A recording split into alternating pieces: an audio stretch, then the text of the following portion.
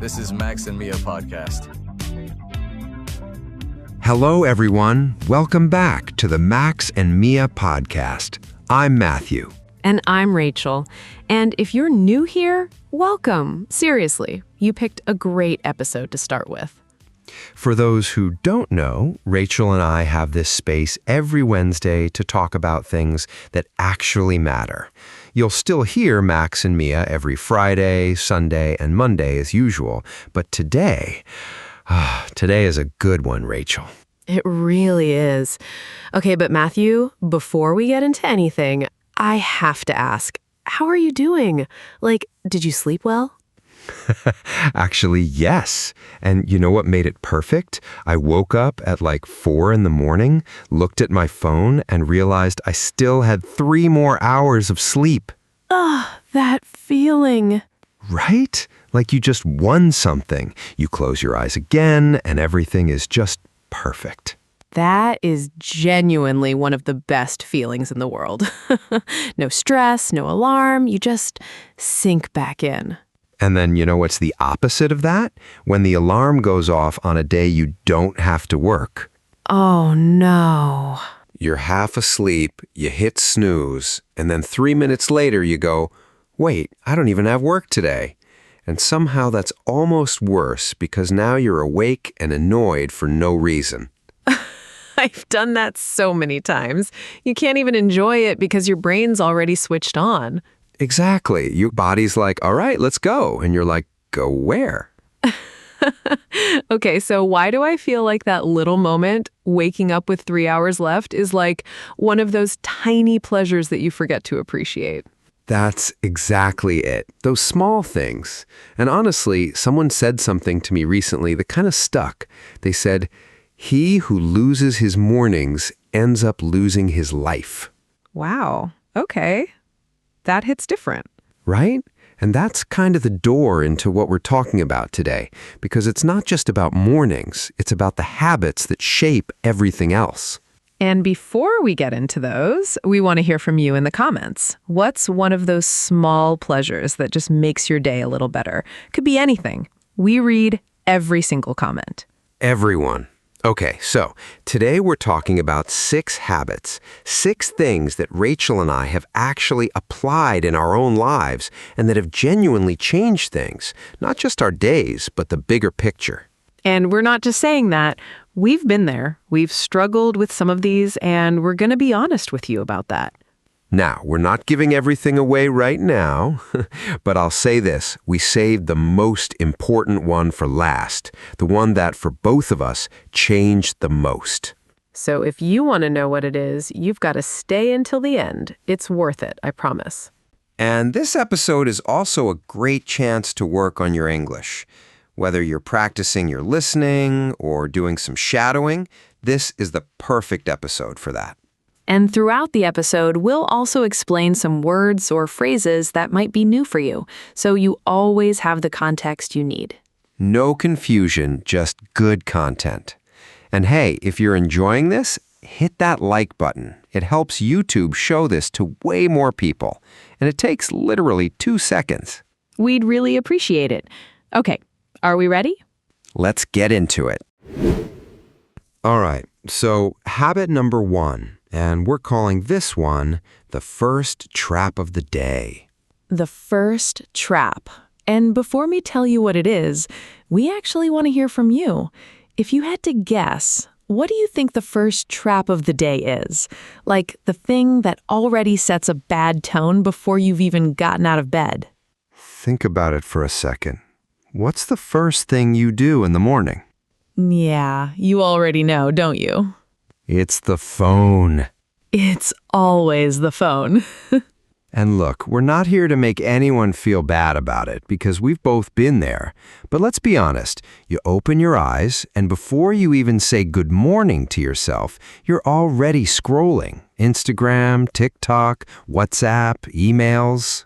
And the scary part is you don't even decide to do it. It's just automatic.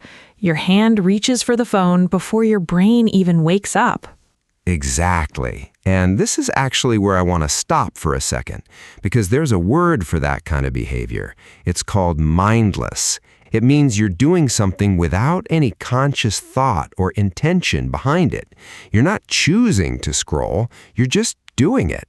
And the thing with mindless scrolling is that it's a trap precisely because it doesn't feel bad in the moment.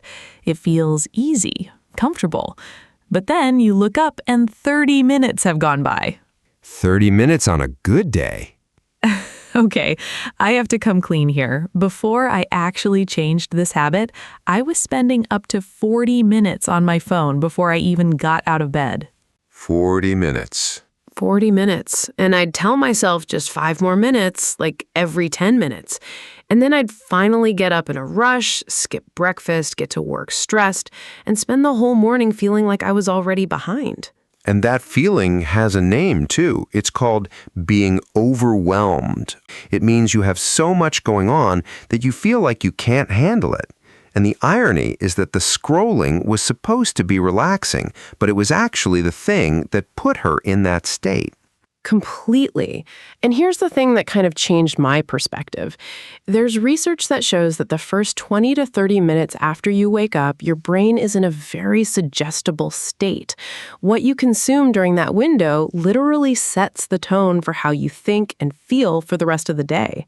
So if the first thing you feed your brain is other people's highlight reels, bad news, or 100 notifications, your brain starts the day in reactive mode, like it's already behind, already chasing something. And that's the trap. You haven't even stood up yet, and you've already lost the morning. He who loses his mornings ends up losing his life. Remember that? Yeah, now it makes even more sense. So, how did we fix it? Honestly, the change was simple, but it wasn't easy. The first thing I did was stop keeping my phone on my nightstand. Same. I started charging mine outside the bedroom, and I know that sounds small, but when the phone isn't within reach, that automatic reflex just doesn't kick in the same way. And there's another word I love here, intentional. It means doing things on purpose, with a clear reason behind them. And that's really what this habit is about, starting your day intentionally, instead of just reacting to whatever your phone throws at you. Even just 10 minutes of not touching your phone after you wake up makes a difference. You'd be surprised. And if you're thinking, but I use my phone as an alarm, get a cheap alarm clock. Seriously. Best $5 I ever spent. It's true, though. Small changes, real results. And hey, we're curious. Drop it in the comments. How long do you usually spend on your phone first thing in the morning? Be honest, no judgment. We were right there with you. All right, so that's the first trap of the day. But here's the good news. The next habit? It's about winning. Specifically, your first win of the day. And trust me, it's easier than you think. All right, so your first win of the day, and I already know what some of you are thinking. Matthew, please don't tell me it's making your bed. It's not making your bed. Well, kind of. It's bigger than that. We're talking about tidying up your room, your whole space. And before you roll your eyes, hear us out, because this one surprised us too. It sounds almost too simple, right? Like, how is cleaning your room going to change your life?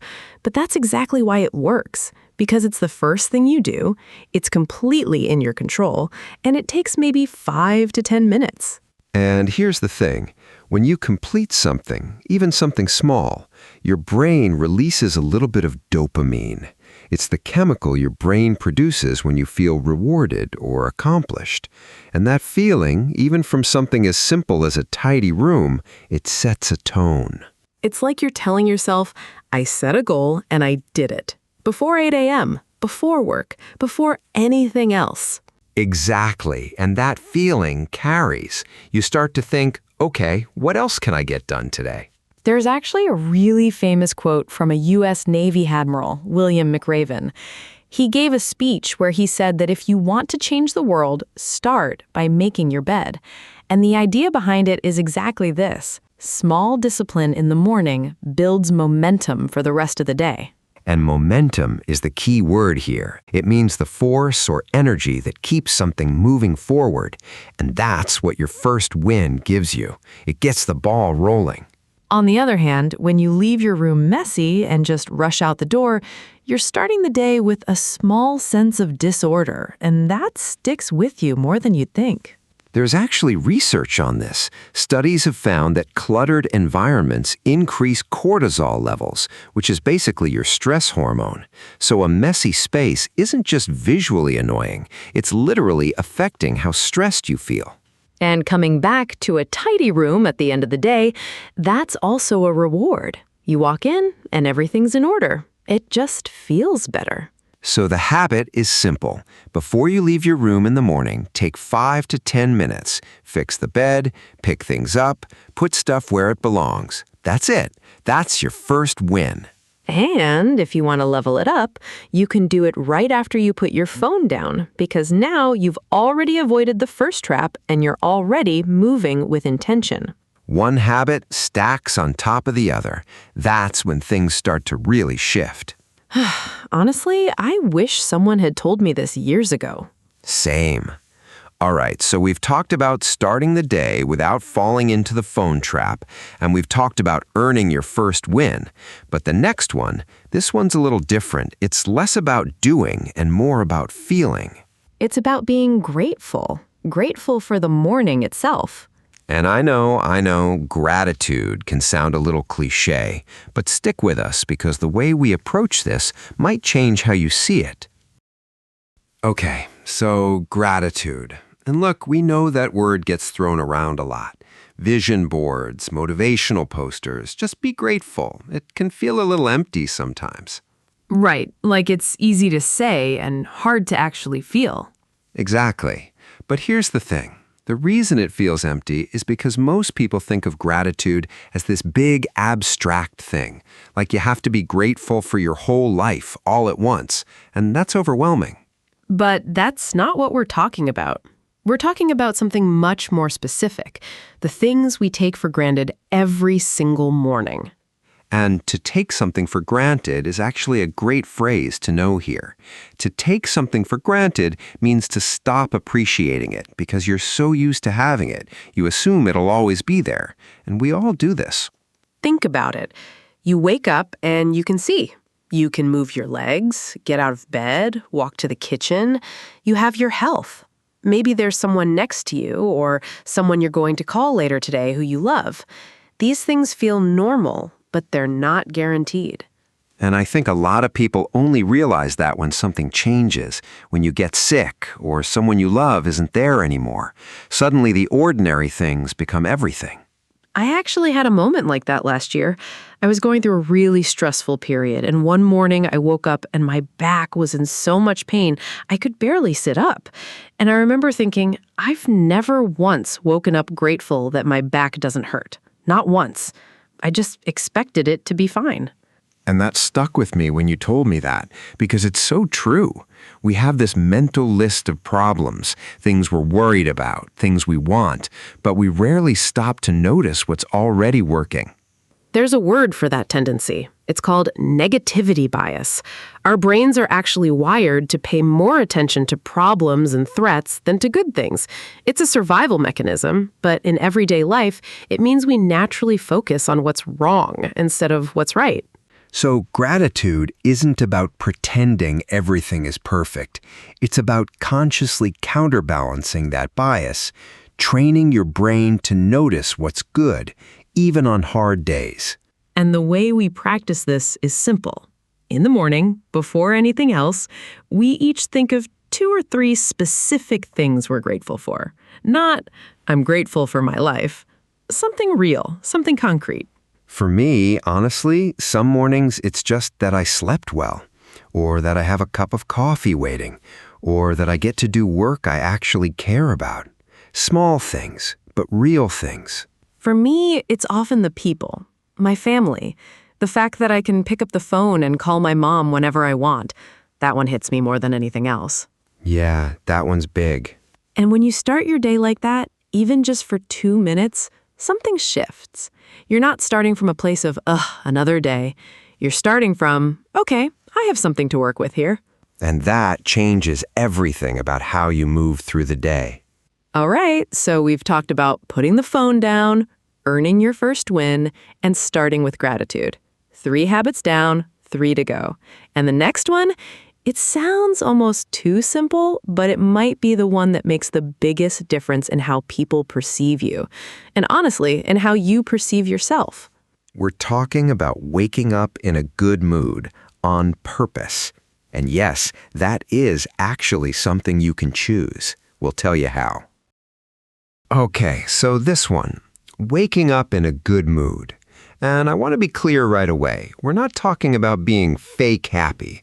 We're not saying walk around with a big smile, pretending everything is fine. Because that's exhausting, and nobody actually does that. Exactly.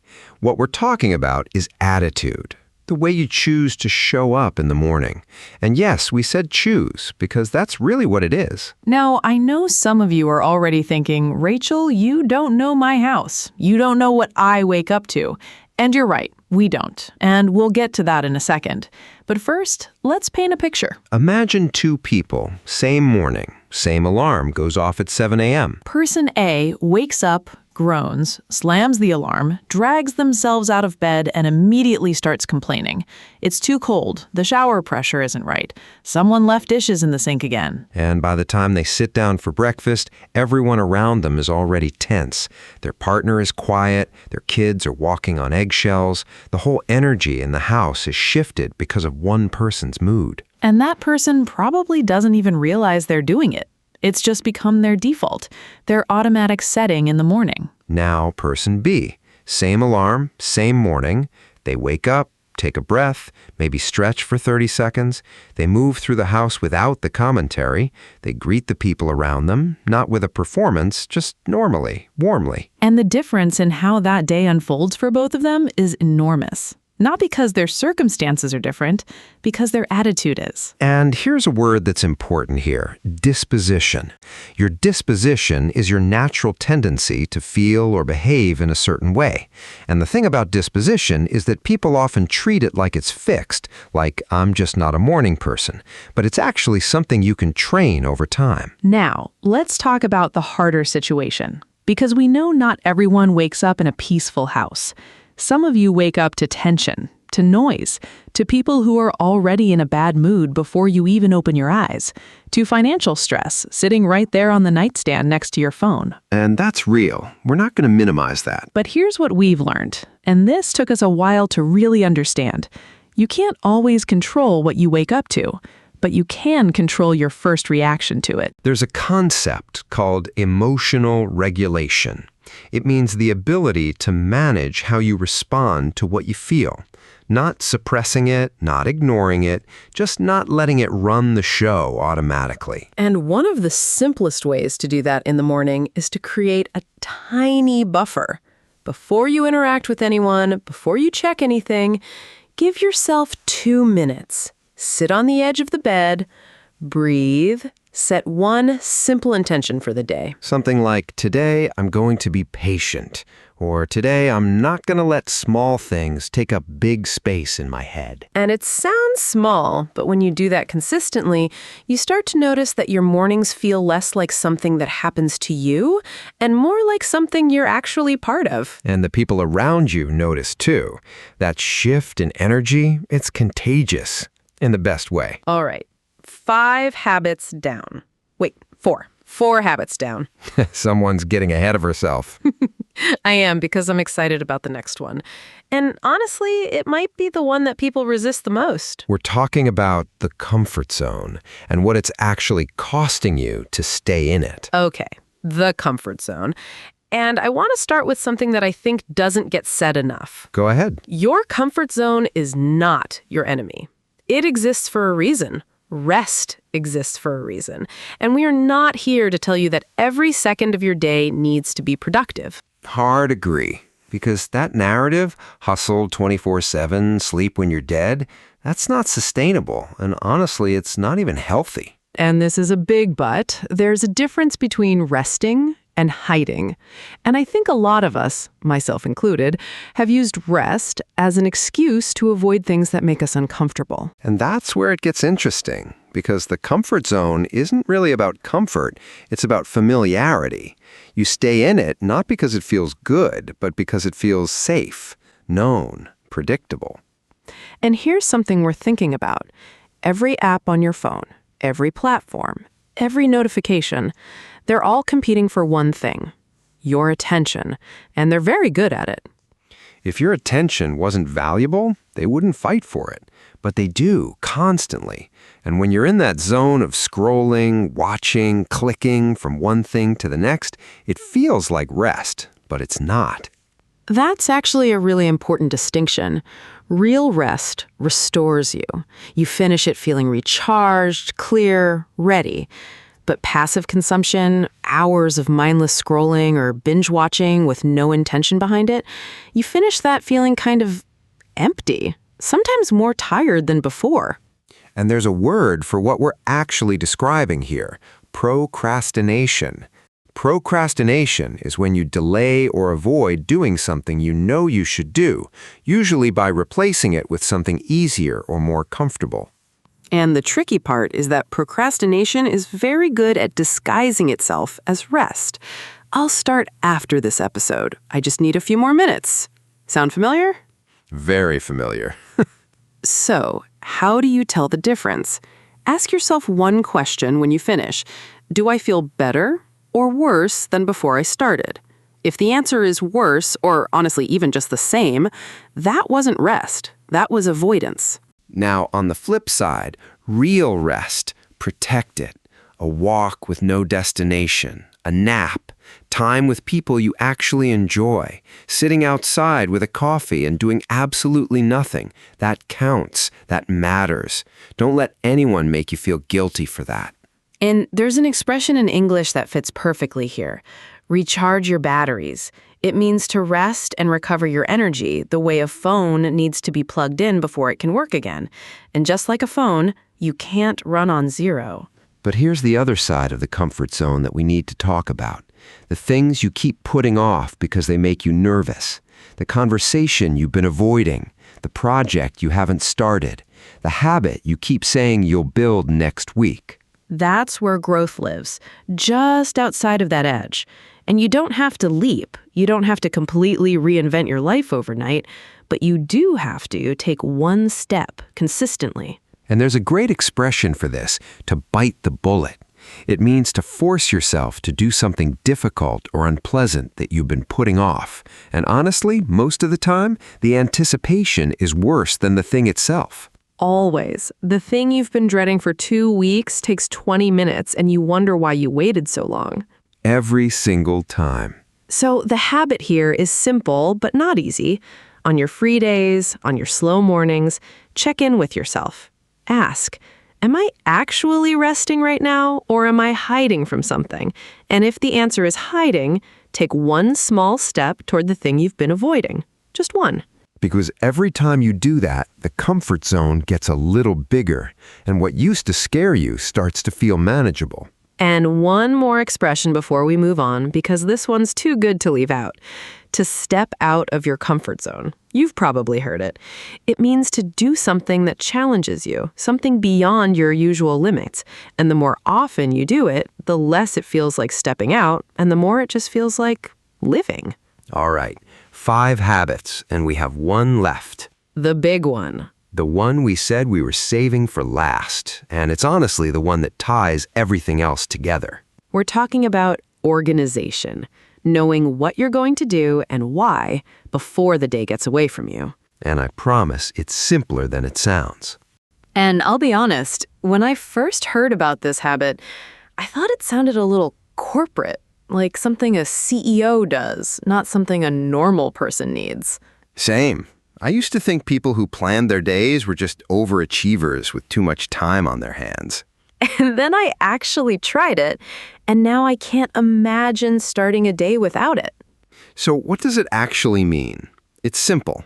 Before your day starts, whether that's the night before or first thing in the morning, you take 5 to 10 minutes and you decide what you're going to do that day. your priorities, your goals, what actually needs to happen. Not a list of 40 things, not a perfect schedule broken down by the minute, just clarity. What are the 2 or 3 things that if I get them done today, I'll feel good about this day? And I'll tell you what my life looked like before this. I'd wake up, go through the motions, respond to whatever came at me, and by 6 p.m., I'd look back and feel like I'd been busy all day, but hadn't really done anything that mattered. I had the exact same feeling. I called it productive procrastination. You're doing things, you're moving, but none of it is actually moving you forward. You're just busy being busy. And there's a word for what we were missing: prioritization. Prioritization means deciding which tasks are the most important and focusing on those first, instead of treating everything as equally urgent. Because not everything is equally urgent. And when you don't decide what matters, everything feels like it matters equally, and you end up scattered. Now, here's the part that I think is the most powerful, and it connects to something bigger than just your daily to-do list. It's about your goals, the big ones. And we've all got them. Learn a new language, get in shape, start a business, save enough money to travel. These big goals that feel exciting and also kind of impossible at the same time. And the reason they feel impossible is because we look at them whole. Like, I want to run a marathon. Okay, that's overwhelming. Where do you even start? But what if instead of staring at the marathon, you just asked yourself, what's one thing I can do this week that moves me toward that? Maybe it's running for 15 minutes 3 times this week. That's it. That's the goal for this week. And next week, you build on that. And the week after. And suddenly, 3 months later, you're running 5 kilometers, and you didn't even notice the progress happening because each step felt so manageable. There's actually a beautiful expression in English for this: to break it down. It means to take something complex or overwhelming and divide it into smaller, more manageable parts. And that's the whole game with big goals. Let's make it even more concrete. Say your goal is to save $5,000. If you wake up every morning thinking, I need to save $5,000, that's heavy. That's a lot. It's easy to feel like it's not happening fast enough and just give up. But if you break it down, $5,000 over a year is about $100 a week. $100 a week is roughly $15 a day. Suddenly, it's not $5,000 anymore. It's skipping 1 takeout meal and 1 unnecessary purchase per day. Same goal, completely different feeling. And that's what daily organization does. It connects your big picture to your right now. It takes what you want your life to look like and turns it into something you can actually act on today. And there's one more expression I love here: to keep track of something. It means to monitor something over time, to stay aware of your progress. Because when you're planning your days and writing things down, you can actually see how far you've come. And that's motivating in a way that just thinking about it never is. Honestly, there's something about writing it down that makes it real, like a commitment to yourself. 100%. And the last word I want to highlight here is consistency. Consistency means doing something regularly over time, not perfectly, not dramatically, just repeatedly. And that is the secret behind every single habit we've talked about today. None of them work as a one-time thing. They work because you show up for them day after day. And you don't have to be perfect. You're going to miss days. We miss days. But you come back to it. That's what consistency actually looks like. All right, 6 habits. All 6 of them things we genuinely live by. And I hope at least one of them landed for you today. And if you're wondering which one to start with, our answer is the first one that made you a little uncomfortable when we described it. That's probably the one you need most. Yeah, that's the one. Let's do a real quick recap. Ditch the phone first thing in the morning. Tidy up your space for an easy first win. And take a minute to be grateful for something real, not just in general. Choose your mood instead of just reacting to it. Step out of your comfort zone instead of hiding from it. And get organized so your day doesn't just happen to you. 6 habits. One thing in common: consistency. None of this works overnight, but it works. So keep going with these habits and with your English too. Every bit you practice adds up. If this episode helped you, give it a like. And if you know someone learning English or someone who needs to hear this, share it with them. And tell us in the comments what topics you want for future episodes. We actually read all of them. Max and Mia will be here this Friday, as always. And we'll see you right back here next Wednesday. Take care of yourselves. Bye! To keep taking your English to the next level, click on the next video or explore the others we've made for you.